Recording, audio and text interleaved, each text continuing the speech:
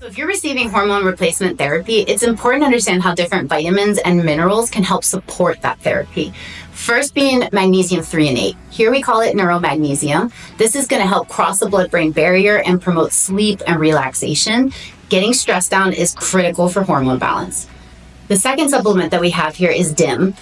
DIM is going to help with estrogen metabolism and detoxification through the liver so that we can clear it from our body in a healthy way.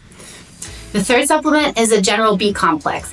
B complex and B vitamins in general are important for a lot of functions in the body, but specifically helping to build hormones and then at the same time break them down.